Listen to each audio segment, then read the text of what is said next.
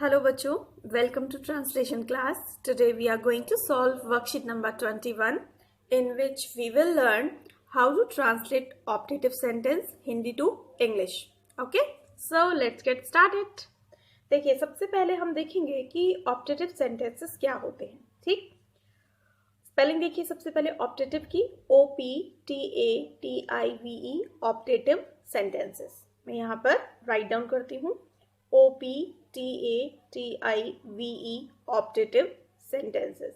ठीक है, optative sentences कोई नए सेंटेंसेस नहीं है, आप इन्हें ऑलरेडी पढ़ चुके हैं क्योंकि हिंदी में हम इन्हें बोलते हैं इच्छा सूचक वाक्य. ठीक है, या इसे बोल सकते हैं हम इच्छावाचक वाक्य भी बोल सकते हैं, यानी कि ऐसे सेंटेंसेस जिनमें हम अपनी इच्छा को व्यक्त करते हैं, एक्सप्रेस करते हैं, वो इच्छा सूचक सेंटेंसेस या ऑप्टेटिव सेंटेंसेस कहे जाते हैं. तो इसमें हम क्या क्या करते हैं? इसमें हम करते हैं, हम विश करते हैं, यानी कि हम कोई इच्छा करते हैं. ठीक है, या क्या होता है, या हम इसमें ब्लेस करते हैं, किसी को आशीर्वाद देते हैं. ठीक, या क्या करते हैं, किसी को कर्ज करते हैं. कर्ज करने का मतलब किसी को श्राप देते हैं, किसी को बुरा बुरा बोलते हैं, वो भी हमारी इच्छा होती है. तो ये कुछ चीजें जो है वो हम इसमें करते हैं. हम इच्छा करते हैं, हमारी कोई डिजायर होती है, हम डिजायर करते हैं.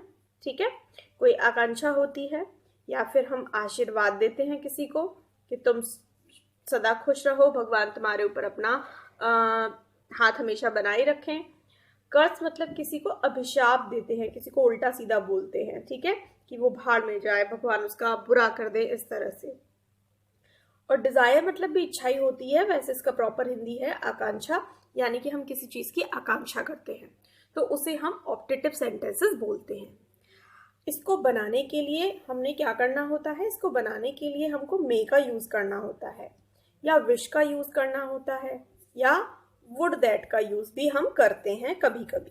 ठीक है, ये सारे जो वर्ड्स हैं इनसे हम ऑप्टेटिव सेंटेंसेस बनाते हैं. मे को स्टार्टिंग में लगा सकते हैं, विश को स्टार्टिंग में लगा सकते हैं, जैसे हम बोलते हैं wish you very happy birthday, है ना, तो वो वहां पर विश से स्टार्ट हो रहा है. मे यू लिव लॉन्ग, आप दीर्घायु हो जाएं, आप लंबे समय तक जिए, तो वहां मे से स्टार्ट करते हैं. ठीक है, इसी तरह से एक और नया वर्ड है आपके लिए वुड दैट, तो हम वुड दैट से भी स्टार्ट करते हैं. तो ये ऑप्टेटिव सेंटेंसेस होते हैं. जब हम इनको ट्रांसलेट करते हैं तो इनका स्ट्रक्चर क्या होता है? इनका स्ट्रक्चर होता है सबसे पहले मे लगाते हैं, उसके बाद फिर आपको पता ही है सब्जेक्ट लगाते हैं. ठीक है, जैसे कि हम बाकी के सेंटेंसेस में भी करते हैं. फिर हमारा मेन वर्ब हो जाता है और उसकी फर्स्ट फॉर्म, देन उसके बाद ऑब्जेक्ट, और फिर सेंटेंस में अगर अदर पार्ट है तो अदर पार्ट लगाते हैं. तो मे लगाते हैं, फिर सब्जेक्ट लगाते हैं, फिर वर्ब की फर्स्ट फॉर्म लगाते हैं, फिर ऑब्जेक्ट लगाते हैं, और फिर अदर पार्ट लगाते हैं. इतना हमें करना होता है. ठीक है, अब चलिए देखिए सेंटेंस को स्टार्ट कैसे करते हैं और बनाते कैसे हैं. तो सेंटेंस आपके सामने है, एक एक करके पढ़ना शुरू करते हैं और इंग्लिश में ट्रांसलेट करना स्टार्ट करते हैं. सबसे पहला सेंटेंस पढ़िए क्या है. तो जो हमारा पहला सेंटेंस है वो है ईश्वर तुम्हें प्रसन्न रखे. हाँ, एक चीज और कि इसमें हम क्या करते हैं, लास्ट में जो उसको एंड करते हैं वो फुल स्टॉप से एंड ना करके एक्सक्लेमेटरी साइन से एंड करते हैं. देखिए हिंदी में भी एक्सक्लेमेशन लगा हुआ है, इंग्लिश में जब हम ट्रांसलेट करेंगे तो वहां पर भी हम लास्ट में एक्सक्लेमेशन का साइन लगाएंगे. ठीक है, अब देखो इसकी इंग्लिश कैसे बनेगी. ईश्वर तुम्हें प्रसन्न रखे, कामना कर रहे हैं, इच्छा कर रहे हैं, हम किसी को आशीर्वाद दे रहे हैं, तो इसका ट्रांसलेशन होगा मे से. अब प्रसन्न रखने वाला कौन है? ईश्वर है. ठीक है, प्रसन्न रखने वाला ईश्वर है. तो वैसे देखें तो यहाँ पर जो ईश्वर है वो सब्जेक्ट हो सकते हैं. ठीक है, और ईश्वर तुम्हें प्रसन्न रखें तो तुम ऑब्जेक्ट है.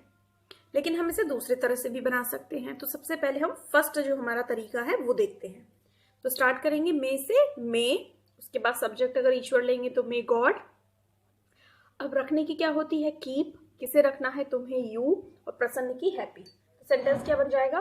May God keep you happy, है ना. May God keep you happy, ये हो गया कि ईश्वर तुम्हें प्रसन्न रखे. अब क्या होता है कि कभी कभी हम उल्टा भी कर लेते हैं. उल्टा जैसे कि हम तुम्हें जो है ना, मतलब जो हमारा ऑब्जेक्ट है उसको हम सब्जेक्ट के रूप में भी इस्तेमाल कर लेते हैं। तो सेंटेंस अब कैसा बनेगा? तो उसमें बनेगा मे, फिर ईश्वर लगाने की हमें जरूरत नहीं है क्योंकि भगवान ही प्रसन्न रखेंगे, जाहिर सी बात है। तो इसको कुछ इस तरह से सोचा जाएगा कि ईश्वर करे आप प्रसन्न रहें, ऐसा मन में सोचेंगे। तो इसका ट्रांसलेशन कैसे बनेगा? May you, may you. अब आप यू जो है ना वो सब्जेक्ट है, तो प्रसन्न तो आप ही को रहना है, तो यहाँ रखने की बजाय रहने की इंग्लिश लगेगी मे यू बी, और प्रसन्न की हैप्पी। और फिर ईश्वर को लगाने की या ईश्वर की इंग्लिश लगाने की कोई नीड यहाँ पर नहीं होगी, ठीक है। तो ये बन जाएगा मे यू बी हैप्पी। अभी आपको थोड़ा सा अजीब लग रहा होगा, लेकिन जब आप प्रैक्टिस करोगे तो आपको समझ में आएगा कि दोनों ही तरीके एकदम ठीक है। May God keep you happy या मे यू बी हैप्पी, ठीक है, जो ठीक लगे आप वैसा बना सकते हो। सेकंड देखो, ईश्वर तुम्हें दीर्घ आयु करे। ईश्वर तुम्हें दीर्घ आयु करे, दीर्घ मतलब तुम्हें लंबी आयु दे। ईश्वर तुम्हें दीर्घ आयु करे, तो ईश्वर सब्जेक्ट हो गया, तो मे से स्टार्ट करेंगे, मे गॉड। अब दीर्घ आयु करे का मतलब क्या होता है कि तुमको एक दीर्घ आयु दें, तो देने के लिए गिव, तो may God give you, may God give you क्योंकि तुम्हें देनी है। और दीर्घ आयु का मतलब मे God give you a long life, may God give you a long life, ठीक है। अब अगर हमें इसको उल्टा करके बनाना है, यानी कि हम तुम्हें को सब्जेक्ट लेना चाह रहे हैं, तो कैसे बनेगा? तो बनेगा मे यू। अब दीर्घायु मुझे किसी को नहीं करना, बल्कि मुझे होना है या मुझे लंबा जीवन जीना है, तो मैं अब इसमें अपने जीने के लिए लगाऊंगा, तो may you live long, may you live long, आप लंबे समय तक जिए, ठीक है। तो दोनों तरह से हम इसे ट्रांसलेट कर सकते हैं, ठीक है। थर्ड देखिए, ईश्वर तुम्हें क्षमा करे, तो ईश्वर इसमें सब्जेक्ट हो गया, तो मे गॉड, मे गॉड और क्षमा करने की पार्डन, और तुम्हें की यू ऑब्जेक्ट है, तो may God pardon you, may God pardon you, ठीक है। तो इस तरह से हम बना सकते हैं। फोर्थ देखिए, ईश्वर करे आप जीवन में फले फूले, ईश्वर करे आप जीवन में फले फूले, ठीक। तो यहां पर भी हमारे पास ईश्वर सब्जेक्ट है, तो हम बना सकते हैं कि मे गॉड, मे गॉड। अब फले फूले, अब आप फले फूले जीवन में, ईश्वर क्या करे? ईश्वर आपको इस तरीके की स्थिति में रखे। फलने फूलने का मतलब आप एक उन्नतिशील व्यक्ति बने, आप एक तरक्की पसंद व्यक्ति बने, प्रॉस्पेरस बने। तो हम यहाँ पर अगेन कीप लगाएंगे, तो may God keep you prosperous in life, ठीक है, may God keep you prosperous in life. तो जो ईश्वर करेंगे उसी के अकॉर्डिंग हम वर्ब लगाएंगे। इससे मतलब नहीं है कि पीछे क्या लिखा है, अगर आप वर्ड टू वर्ड ट्रांसलेशन करने की हैबिचुअल है तो ये चीज आपको प्रॉब्लम करेगी। अब देखो, अगर आप आपको सब्जेक्ट ले लो, मे यू, गॉड हटाकर यू को सब्जेक्ट ले लो, तो कैसे बनाओगे? May you. अब फलने फूलने की होती है प्रॉस्पर, और फलेगा फूलेगा कौन? आप ही फलेंगे फूलेंगे, तो may you prosper in life. ये आसान लग रहा है आपको, may you prosper in life, ठीक है, PROSPER, prosper in life. Fifth देखिए, ईश्वर आपको सफलता दे, ईश्वर आपको सफलता दे, दे का दे कर लीजिएगा, बिंदी हटा दीजिएगा, ठीक है।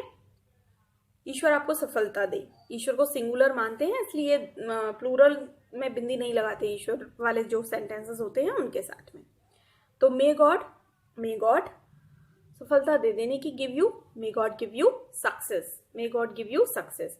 और अगर हम तुमको सब्जेक्ट मानकर बनाएंगे तो मे यू और सफल होने के लिए लगाएंगे, सफलता देने के लिए नहीं लगाएंगे, क्या लगाएंगे? सफल होने के लिए। सफल होने के लिए क्या लगाएंगे? सक्सीड।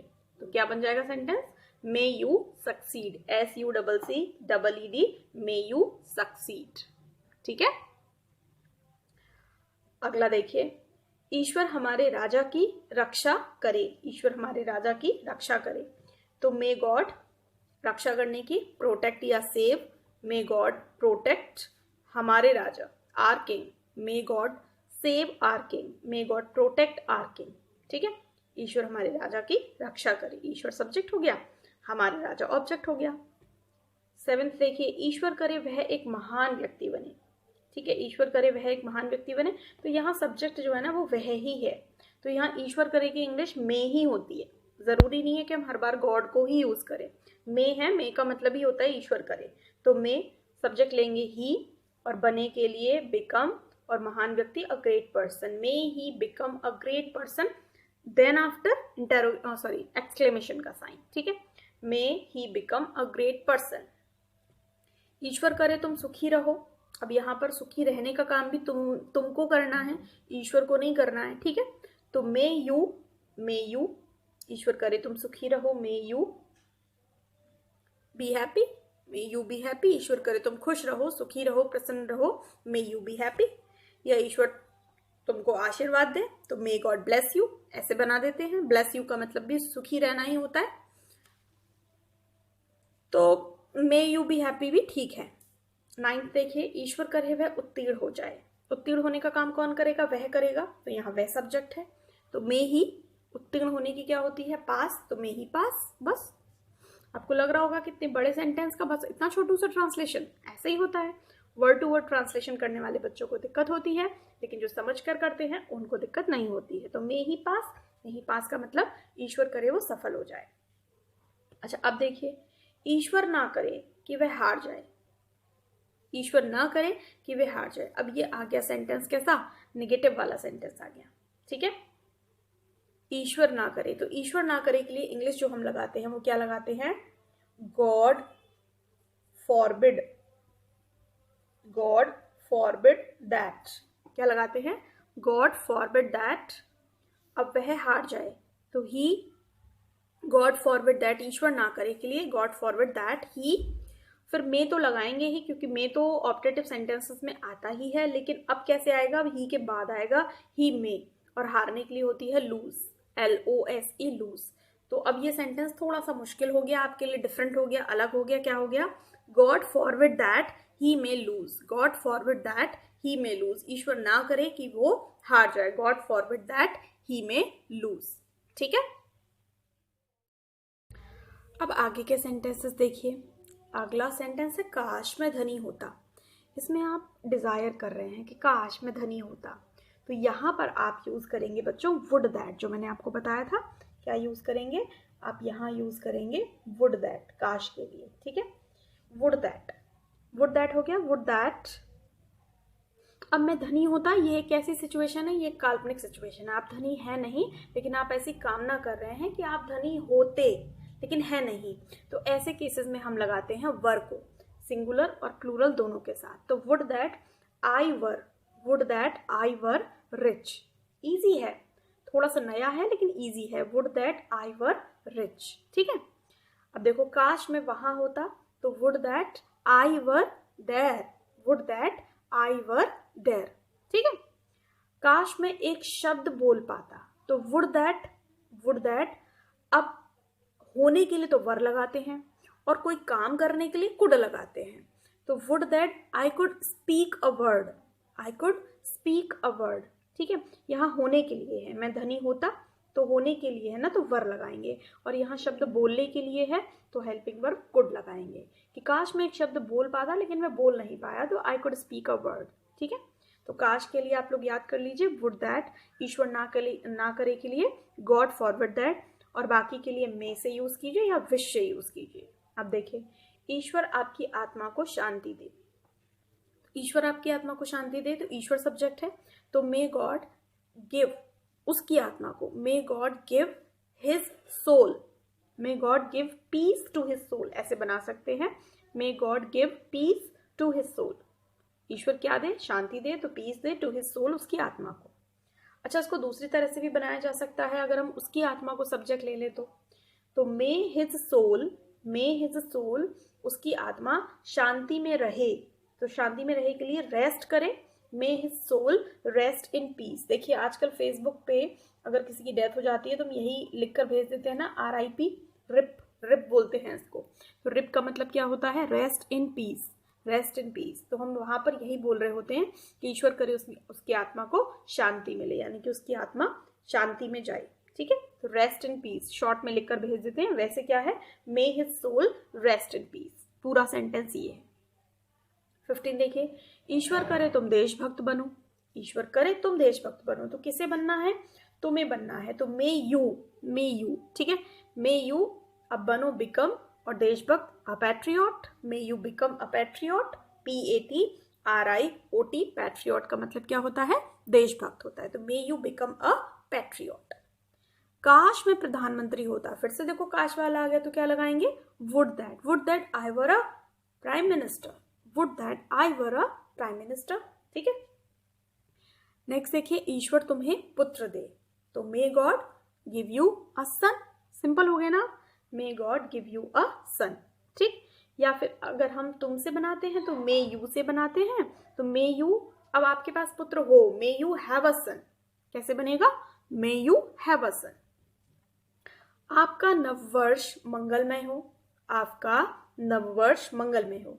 अब यहाँ पर आप क्या कर रहे हो? विश कर रहे हो किसी को। नववर्ष मतलब नया साल, अभी नया साल आने वाला है 5-6 दिन बाद, तो हम वैसे भी ये सेंटेंस सभी को बोलने वाले हैं, तो आप इसको याद कर लीजिए। Wish you have a happy new year, या wish you a happy new year, wish you a happy new year. तो इसको विश से स्टार्ट करके बना सकते हैं। ठीक है। Wish you happy new year, wish you have a happy new year, कुछ भी बना सकते हैं। ठीक है। तो अब मे से कैसे बना सकते हैं? May you have a happy new year, और उसके बाद में एक्सक्लेमेशन का sign, may you have a happy new year. ठीक है। आपकी यात्रा मंगलमय हो, may you have a happy journey, या wish you happy journey. Wish you happy journey का मतलब भी यही होता है, और may you have a happy journey का भी मतलब यही होता है, JOURNEY जर्नी। और मंगल में मतलब अच्छी हो, सुखद हो, तो हैप्पी। काश मैंने अपने स्वास्थ्य का ध्यान रखा होता, तो काश के लिए वुड दैट। ठीक है। वुड दैट मैंने ध्यान रखा होता, यानी कि मैं ध्यान रख पाता, वर्क कर रहे हैं, काम कर रहे हैं, तो कुड लगाएंगे। ठीक है। और ध्यान रखा होता कुड हैव लगाएंगे, लेकिन मैंने रखा नहीं। ठीक। तो काश, would that I could have के बाद फिर वर्ब की थर्ड फॉर्म आती है, तो I could have taken care of my health, I could have taken care of my health. इस तरह से ये सेंटेंसेस बनते हैं, जिसमें हम मे का, विश का, गॉड फॉरवर्ड दैट का, वुड दैट का, इस तरीके के शब्दों को यूज करते हैं और अपनी इच्छाओं को अलग अलग तरीके से एक्सप्रेस करते हैं। ओके। तो ये वर्कशीट नंबर 21 के 20 सेंटेंसेस थे।